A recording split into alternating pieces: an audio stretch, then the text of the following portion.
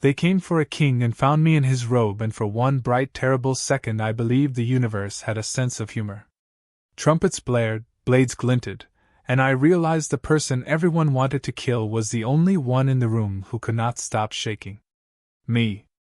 The coronation of Virulon felt like a dream someone had wrapped in fireworks and handed to a museum.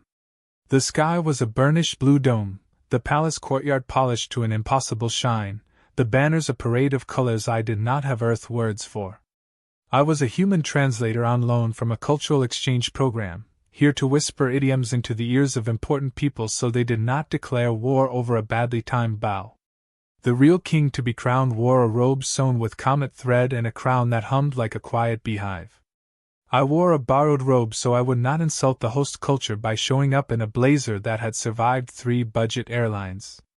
And then the royal valet, sweating under the heat of too many suns and ceremonies, pressed the wrong robe into my hands while everyone rushed to their marks. I stepped into destiny like a man misreading a bathroom sign. Trumpets burst, the choir of wind instruments cried out the name of a monarch, and the crowd bowed as one organism breathing in slow, reverent rhythm. I looked right and the real king had vanished into a knot of dignitaries. I looked left and the master of ceremonies beckoned to me with the urgency of a man trying to keep a tidal wave off the carpet. I had translated 100 rituals in a dozen courts, and I knew the rhythm of pageantry, the choreography of respect, but nothing in my training covered what to do when an entire planet mistakes you for the person on the money. I walked forward because that is what bodies do when the music tells them to, and the air filled with the sweet hot scent of victory incense, and if you did not know better you would think the day had been made for me. Then the Kingslayers arrived. A shadow cooled the courtyard like a passing cloud. A flock of slender gunships cut the sky into neat slices. The first ship landed with the politeness of a well-behaved tiger sitting on a table. Doors sighed open. They stepped out wearing old honor like a cloak and new weapons like jewelry. Everyone knew the Kingslayers. Centuries of history painted them as a guild of ceremonial executioners, driven by rules older than many planets, selecting crown targets the way hunters drafted seasons. They sent engraved notices and obeyed bidding hours and claimed they were preserving a savage tradition so that civilization could be spared worse savagery. Parents told stories about them that ended with lessons about not lying. Monarchs told stories about them that ended with unspoken prayers.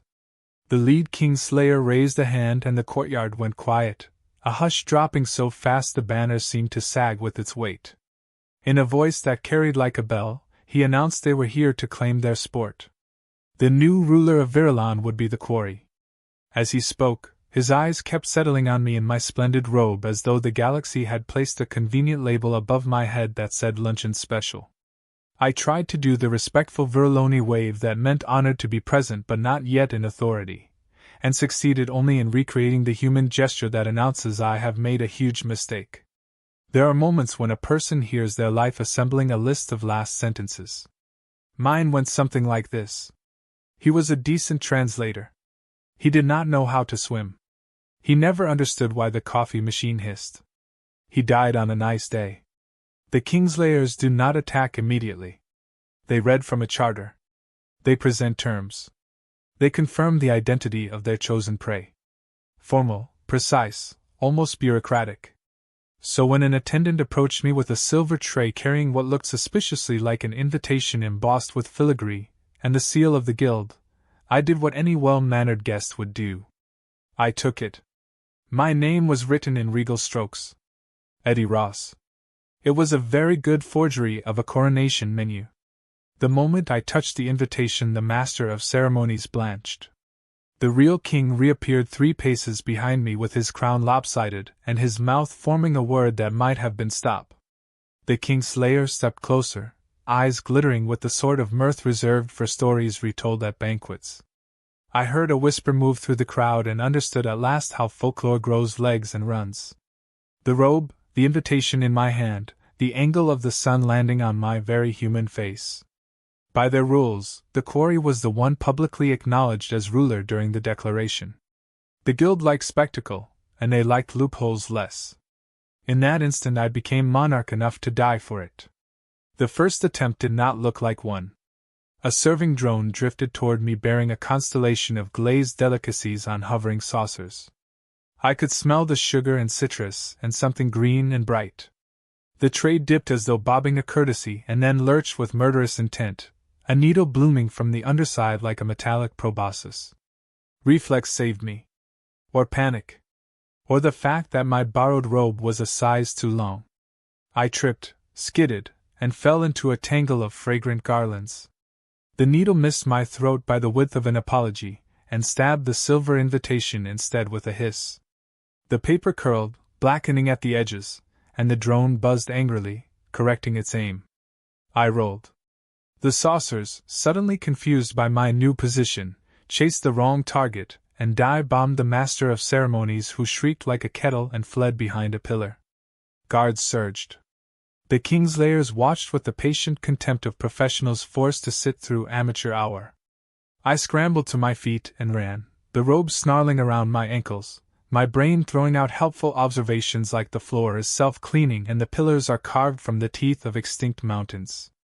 The palace corridors were high and echoing, lined with portraits of rulers who gazed down at me with familial disappointment. Behind me, footsteps fell in an unhurried cadence, the sound of people who knew they would catch what they were chasing.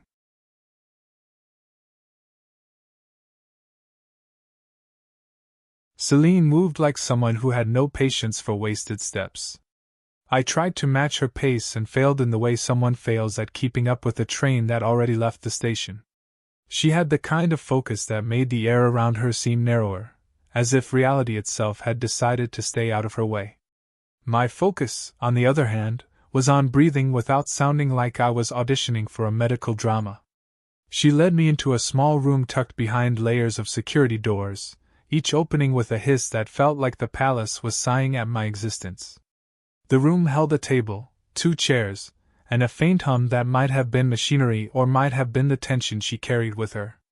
She told me to sit, and I did, not because I wanted to but because her tone implied the consequences of ignoring her would be educational in a way I did not want to experience. She introduced herself fully now. Commander Celine Vey, Chief of Security for the Crown of Virelon. Her voice carried no warmth, only a professional edge sharpened by loss. She said her job was to ensure the survival of the reigning monarch, and until someone else wore the robe, I was it. I tried to explain the robe was a mistake, that the Real King was out there somewhere sipping ceremonial nectar, and wishing me the best from a safe distance. She cut me off with a flat statement that the Kingslayers had rules and that I had already stepped into the role publicly. In the eyes of the Guild, in the eyes of the galaxy, I was the ruler.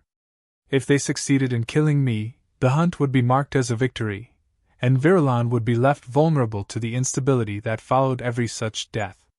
She did not blink while telling me that, which made it harder to joke my way through. The first lesson she gave me was about posture. Apparently I stood like prey. Shoulders slouched, weight uneven, eyes darting.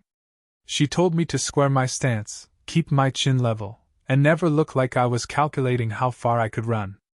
I asked how that was going to help me if the Kingslayers caught me in a dark alley. She said it would not, but it would help me in the light, where appearances mattered. Lesson 2 was about alien customs. Some cultures considered direct eye contact a challenge, others considered it a bond, others still considered it a request to borrow money. She listed them like someone reciting old debts. I tried to memorize the key ones, but my brain kept replaying the image of the Kingslayer leader smiling at me like I was a holiday roast. Lesson 3 was the hardest. She placed a small energy pistol on the table and told me to pick it up. The weapon was smooth and warm, and it hummed faintly in my hand like it knew I had never held one before. She showed me how to switch between stun and lethal settings, how to aim without overthinking, and how to use the recoil to my advantage. I managed to hit the training target once out of 10 tries, which she generously described as promising. My success rate with the blade was worse. She corrected my grip 3 times and finally told me to stop before I injured myself or her. The first attack of the day came before the lesson ended. The door hissed open and Celine stepped in with a tray of steaming mugs. I had seen her walk out only moments ago to fetch more ammunition. The sight was wrong in a way that prickled the back of my neck. I asked her if she had decided coffee was more important than weapons. She frowned, confused, and asked what I meant. I nodded toward the doorway where the second Celine stood holding the tray. That Celine did not answer. Instead, she stepped forward, and the tray began to warp in her hands, liquefying into a blade. The real Celine drew her weapon in a blur and fired. The shot caught the imposter in the chest, and the body collapsed into a molten spill that hissed on the floor before solidifying into a dull gray heap. "Shapeshifter," she said, as if naming a familiar pest. I asked how she knew which was the real her. She told me the answer was simpler than I thought. She drank coffee every morning. The imposter had walked in with a tray of tea. Apparently, small habits could save your life. We relocated immediately. Celine insisted we keep moving between safe rooms, never staying in one place long enough for the Kingslayers to focus their efforts. Along the way, she kept talking, feeding me fragments of survival advice as if each could be the difference between living and dying. Never step on the central panel of a public transport platform because some planets booby-trap them to deter loiterers.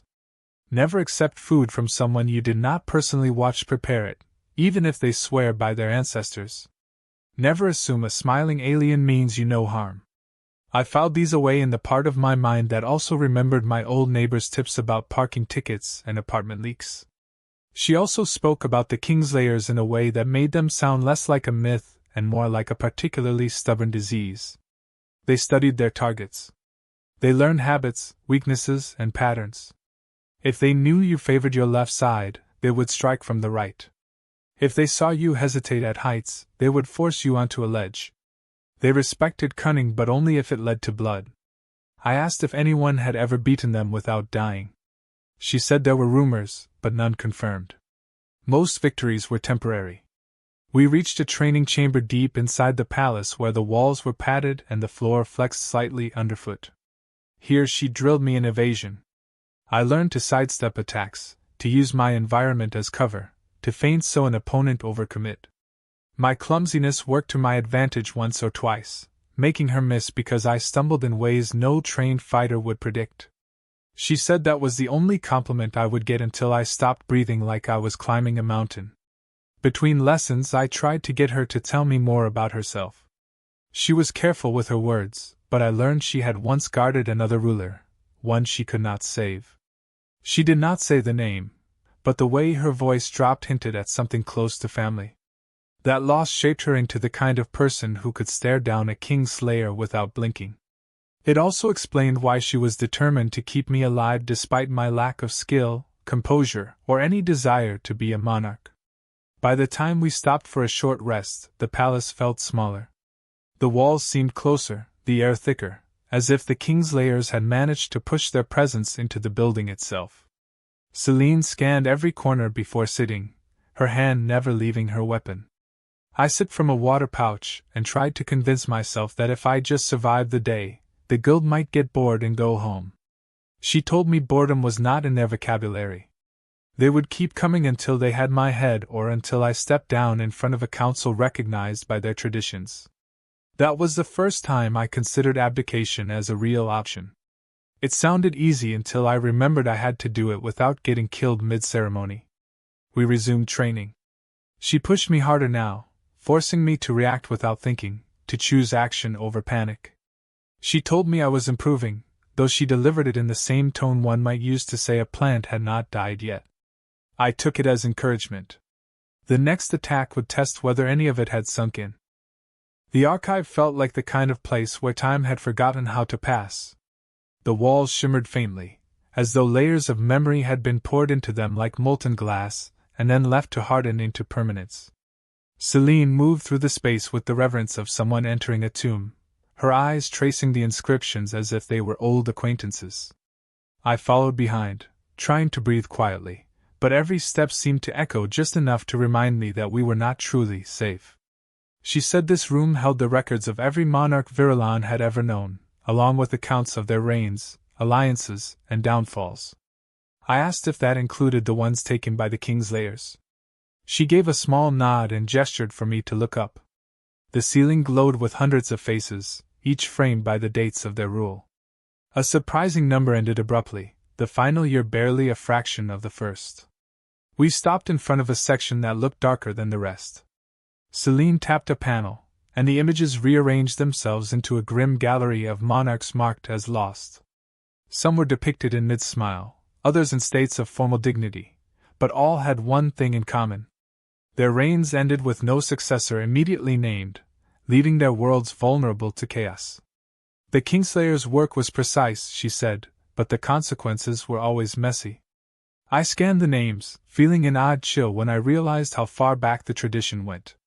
The earliest dates were from before humans had even learned to farm in organized communities. I asked if no one had ever tried to stop them permanently. She said many had tried, and all had failed, because the guild operated across jurisdictions and with the backing of those who quietly profited from the aftermath. Celine's voice softened as she touched the image of one ruler. A woman with sharp eyes and a crown that curved like the branches of a tree. She said this was her sister, Queen Lauren of Xylan Prime, who had ruled for only 6 months before the Kingslayers claimed her. The hunt had been swift, merciless, and public. Celine had been her chief guard even then, and she had failed. The admission was delivered without self-pity, only as a statement of fact, but the shadow it left was heavy enough to make me look away. I said I was sorry, knowing it was inadequate, and she shrugged as though she had heard that from everyone. She said protecting me was her way of closing the wound, even if she could never erase the scar. I wanted to say something that would lighten the air, but the archive was not a place for jokes. Instead, I asked about the Kingslayers' motivation. Tradition, yes, but why continue for so long? She told me that beneath the ceremonial rules and ancient honor was a much colder truth. Every time a ruler died unexpectedly, there was a scramble for power. Resources were seized, alliances shifted, and control of trade routes changed hands. Those who had the means to influence the hunts benefited enormously. Over time, the Kingslayers became both the weapon and the excuse. If a corporate syndicate wanted a ruler gone but did not want the blame, they could nudge the guild towards selecting that ruler as the next target. It was never proven, but Celine was certain of it. That made my accidental coronation look different. Maybe it had not been an accident at all. Maybe someone had intended for me to wear the robe and stand in the line of fire. I tried to think of anyone I had angered enough for such a setup. My list of personal enemies was short, unless you counted the vending machine back at the Cultural Exchange office that had once eaten my coins. But the more I thought about it, the more plausible it seemed that I was chosen not for who I was, but for what I was. An outsider with no political base, no understanding of local power plays, and no one to avenge me. Killing me would destabilize Virulon just as much as killing the real king, but with less risk of sparking a rebellion. Celine listened to my theory without interruption, then said it was possible. She added that if I was right, it meant the Kingslayers were not the only threat. Somewhere in the palace, or at least somewhere in the political chain, there was someone who had made sure I ended up in the robe. That meant we were dealing with a hunt on 2 fronts. The public one where the guild stalked me openly, and the hidden one where whoever set me up would try to make sure I did not escape alive. The realization sank in like a stone in water. I asked what we could do about it. She said information was our best weapon. If we could prove who had arranged the coronation mix-up, we could undermine their plan and maybe even force them to call off the hunt. The challenge would be gathering that proof without alerting the Kingslayers or our unknown conspirator. She suggested starting with the palace's internal records, especially the ceremonial department that had handled the robe assignments. It sounded like a reasonable lead until I remembered the number of staff I had seen in those corridors. Everyone had been moving quickly, faces blurred by urgency, and any one of them could have been part of the plot.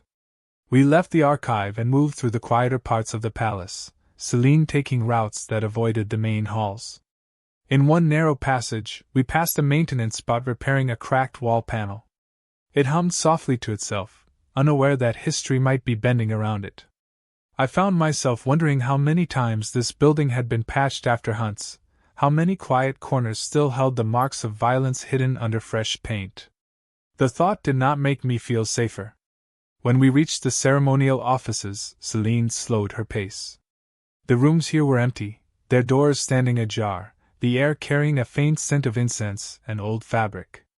She examined the storage racks where ceremonial robes were kept, her eyes narrowing. She found the one that should have been the king's and noted the tag had been switched with mine. It was too clean, too deliberate, like someone wanted it to be noticed later but not soon enough to stop the hunt. She took a small device from her belt and scanned the rack. The results came back blank. Whoever had tampered with the robes had wiped the system logs. That night, we took shelter in an unused guest suite. Celine sat by the window, watching the courtyard below while I tried to rest on a couch that felt like it had been designed to punish comfort. She told me to sleep in short bursts, never more than an hour at a time, so we could keep changing location without losing the thread of our plan. I drifted off once, dreaming of the coronation but with the crowd replaced by an ocean that kept trying to pull me under. I woke to find her still at the window, her silhouette sharp against the dim light. In the early hours, she shared a story she said she had never told anyone outside her home world. After her sister's death, she had been approached by someone claiming to represent a coalition of worlds tired of the Kingslayers' dominance. They had offered her resources to fight back, but when she looked into them, she found connections to the same corporations that benefited from the hunts. She had turned them down, and weeks later, her posting to Virulon had come through. She suspected the two events were related, but she had no proof.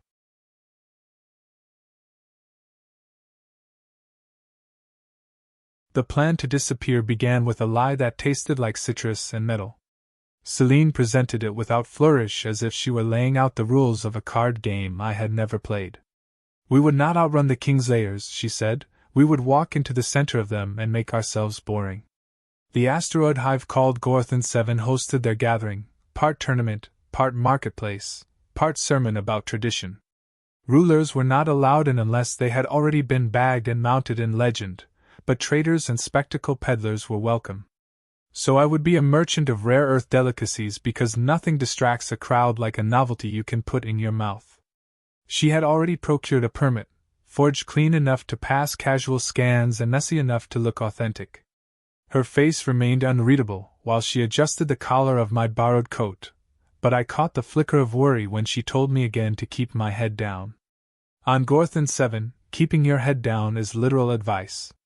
We boarded a freight shuttle disguised in the stink of spices and engine coolant. The pilot was a friend of a friend who spoke only in half sentences and tapped the console with a rhythm that suggested private prayers. On approach, the asteroid grew from a spark into a honeycombed mountain threaded with docking rings and market lattices.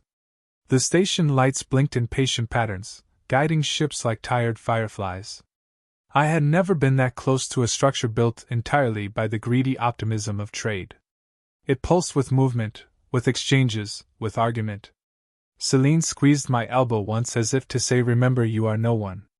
We docked in a berth marked with a sigil that translated roughly into "Please do not explode while parked," then joined the stream of beings filtering toward the central bazaar. If Virulon was a museum that had learned to sing, Gorthon 7 was a carnival trying to pass an ethics exam. Every stall shouted without sound, lights winking, wares rotating on lazy anti-grav displays. There were blades carved from meteor fossils and bottled fumes that promised courage or sleep or an improved sense of rhythm. There were maps to planets that probably did not exist and to prisons that unfortunately did.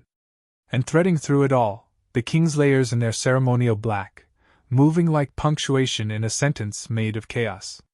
Their presence had the focus of gravity. People arranged themselves around them without thinking, like filings under a magnet. Celine walked one pace behind me, the deferent assistant to a merchant who believed too strongly in his own charisma. I rolled up my patter, a stream of enthusiasm about Earth snacks that grew more convincing the farther I got from Earth. Cumin crackers, freeze-dried apple spirals, caramel stones that stuck to your teeth and to your regrets. It worked on a few curious passers-by who paid in small coins and large skepticism. The more eyes we drew for harmless reasons, the fewer eyes searched for a misplaced king. We reached the promenade that ribboned around the Hunt Forum, a coliseum without an open sky. The draft would happen here, where names were lifted into the air and fate pretended to be theater. Celine guided us to a vantage point near a pillar studded with tiny cameras. She murmured the plan again for my nerves. She would step away for 3 minutes to pass a morsel of misinformation into the right ear. The rumor would say that the newly crowned ruler of Virlan had slipped off-world toward a sanctuary moon called Enlath, a place known for blinding fog and monks who healed without asking names. With luck, the guild would divert resources to that phantom. Meanwhile, we would watch the draft, searching for any hint that my name had become more than a clerical mishap. If it appeared, we would learn how loudly they wished to say it. The forum hushed itself the way a storm sometimes pauses to be dramatic. A dais rose in the center, carrying a glossy urn as big as a small hovercar. The master of ceremonies wore a cloak woven with threads that caught the light and threw it back as coin shapes. He announced the rules in a voice that had been trained to be law. From the urn, a selection of candidates gathered through an opaque process would be drawn. The guild would vote with gestures so subtle they looked like stillness. The chosen quarry would be declared. Honor satisfied, tradition fed, the hunt renewed. It struck me that the speech would sound noble to someone who had never seen a body. They drew names and the room breathed in consonance. An empress from the salt plains of Firion. A council child chosen by lottery on a sphere where democracy had learned how to hurt itself. A river queen who ruled only as long as the flood season lasted. Each announcement elicited murmurs, wagers, the slight incline of heads toward whispered arguments. My palms dampened in exactly the useless way palms dampen. Celine slid away into the crowd, liquid in her competence, and I told myself not to treat 3 minutes as a lifetime. That was when I saw the first odd thing. A Kingslayer near the dais tilted his mask by a degree barely human eyes would register. Beneath, for an instant, the line of a scar shone pale as chalk across his jaw. He looked straight toward our pillar, not at me but just past me, and made the smallest negative motion. It was not a warning so much as a correction. I followed the hint without understanding and shifted 2 steps to the right. A breath later, a drone passed through the space where my head had been, its cameras open like hungry flowers. It moved on, unaware that it had missed a chance to make me famous. I tried to pick out the man with the scar again, but the mask shuffled, the crowd reflowed, and he was absorbed. Celine returned with the nonchalance of someone who had tied a bow on an angry animal. She nodded once to confirm the rumor had been planted. Before I could tell her about the scarred Kingslayer, the master of ceremonies plunged his hand into the urn, and the forum tilted forward as if the floor itself were curious. When he withdrew, the glyph rising above his palm resolved into a name with a flourish I knew too well. The crowd made a sound I had heard only once before, the day the shuttle I was on rerouted through a meteor swarm. Virlan, the voice declared with glee that pretended to be sorrow. The new king of Virlan. My heart did not drop so much as misfire. Celine swore under her breath in a language that sounded like knives clinking. She pulled me deeper against the pillar, using the flow of bodies as camouflage. The announcer launched into a history lesson about Virlan's resilience, which was a polite way of saying they had been hunted more than their share. The gestures among the guild were minimal, a slight of stillness, and then the result hung above us like a verdict. The quarry would be pursued immediately. The room shivered with delight at the promise of sport. I realized then that my forged permit would not hold if anyone bothered to skin beneath it, and that staying still had suddenly become a form of movement toward disaster. The meeting happened in a place no one should have been able to find. Celine led us down a maintenance corridor that bent so sharply it felt like it was trying to lose us, through a hatch that hissed like a tired animal, and into a chamber lit only by the slow pulse of a coolant pipe. The air was heavy with the scent of machine lubricant, and something faintly metallic, like dried blood that had been scrubbed but not forgotten. I did not ask how she had arranged this meeting. I could tell from the way her shoulders stayed tense that she did not fully trust it either. We waited in silence long enough for me to count the beats of my own heart twice over before the figure stepped out from behind the pipe. He wore the black of the Kingslayers, the mask blank except for the faint ridge of a scar running from temple to jaw. His hands were empty, but his presence was full of the kind of danger that does not need a weapon to be convincing. He said his name was Koresh, though he warned it was not the one his guild would know him by. His voice had the measured cadence of someone used to being listened to whether or not anyone wanted to. He explained that he had pulled us out of the corridor on Gorthon 7, and that if we had questions, we should ask them quickly because time was not a favor he could give for free. Celine asked the first question, and it was the only one that mattered. Why help us? His answer came without hesitation. Because the guild was no longer what it claimed to be. Once, the Kingslayers had rules that were more than theater. They chose targets for reasons that, if not noble, were at least consistent. But now the hunts were currency. Whoever paid enough could bend the guild toward their enemies, and the game had rotted into a trade. He had lost his family to a kill ordered under the guise of sport, and the hypocrisy had become too much to wear. I wanted to ask why me, why now, but Celine kept the conversation moving. If Koresh was telling the truth, he had already committed treason against the most feared assassins in the galaxy. That meant he was either desperate, sincere, or the most elaborate trap we would ever walk into. He told us he could feed us information, enough to undermine the hunt from within, but we would have to play the role of prey convincingly. The guild's pride would not allow them to admit a hunt was compromised, which meant they would keep pursuing us even as we stripped away their advantages. The plan was dangerous in a way that made my skin itch, but his tone was almost casual, like he was offering to teach us a game of cards. The first step, he said, was to make them bleed, not in body but in image. The Kingslayers' reputation was their strongest weapon. If they were seen failing, stumbling, or being outwitted in ways that spread through markets and taverns, their prestige would crack. Once that happened, their contracts would be worth less to the people funding them. He proposed a series of traps designed not to kill but to humiliate. Celine listened without interrupting, her eyes narrowing slightly at the audacity of it. I kept imagining the moment the guild realized who was responsible, and how many different ways they might decide to express their displeasure. Our first strike was at the docking bay where one of their smaller ships was moored. Under Koresh's direction, we planted a coating of sticky resin mined from a jungle moon, the kind that hardened instantly in atmosphere and could not be removed without dissolving the surface it touched. We spread it in the precise spots where the Kingslayers would grip the ship during pre-flight checks. The result, when they tried to leave, was a scene of masked figures jerking their hands free with awkward jerks, the resin pulling threads from their gloves and long elastic ribbons. By the time they got the ship airborne, half the dock crew had seen it and a few had recorded it. The footage would be in 10 systems by morning. The second was more elaborate. We infiltrated a ceremonial hall where the guild liked to hold private feasts before major hunts. Koresh had smuggled in small devices that, when triggered, caused mild but spectacular bursts of non-lethal pyrotechnics.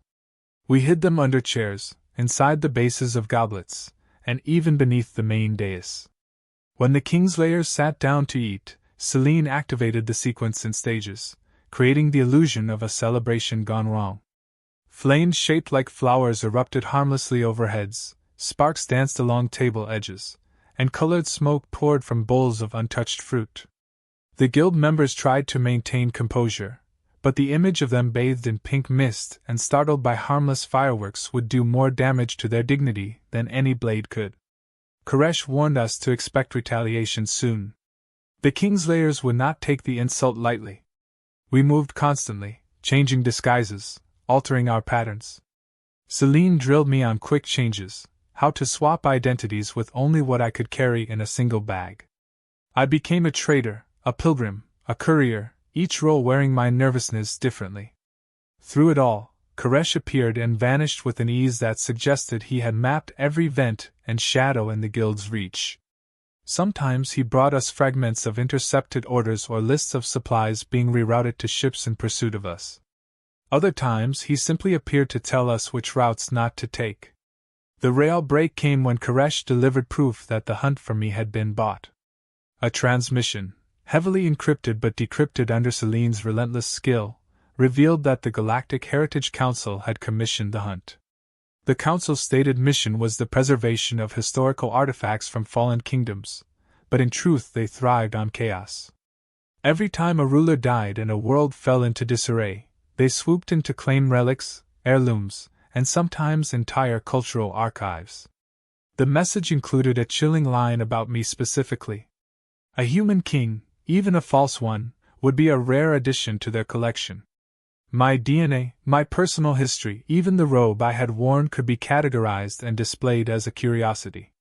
The idea that my life had been reduced to an item on a collector's list made something cold settle in my stomach. Celine's jaw tightened when she read it, and Koresh's voice lost its measured calm. He said this was the rot at the core of the guild now. They had become delivery men for the council's acquisitions. The rules they claimed to uphold were a costume worn over greed. Celine decided immediately that we had to bring this proof to the right eyes, people with enough influence to make the council's interference public. But Koresh warned that the moment we tried, both the guild and the council would know. The next trap we set was for the council itself. Using Koresh's access and Celine's planning, we sent out a false report that I had been captured and was being transported to a secure council vault on a distant moon. The report included fabricated coordinates and a fake security schedule. Within hours, multiple Kingslayer teams moved toward the location, leaving gaps in the net around us. It was a narrow window, but it gave us time to slip toward a rendezvous with a sympathetic delegate on a neutral station. We traveled in silence, each of us aware that the next step could bring us closer to ending the hunt or ending ourselves. We returned to Virulon under names that would not survive an hour, riding a shuttle whose seats made promises about comfort, and then broke them loudly. Celine sat across from me and went through the plan one last time, not because we had not memorized it but because repetition is a kind of courage. The council would be watching. The Kingslayers would be watching harder. We would give everyone a spectacle, and then we would change the ending while they were applauding. The re-coronation would take place in the same courtyard where this all began, because symmetry flatters tradition and tradition is the leash our enemies trust. I kept checking the coin beacon hidden in my robe and then forcing my hand away. Koresh would come if he could. If he did not, we would improvise until improvising broke. The palace staff set the stage as if for a festival they hoped to forget.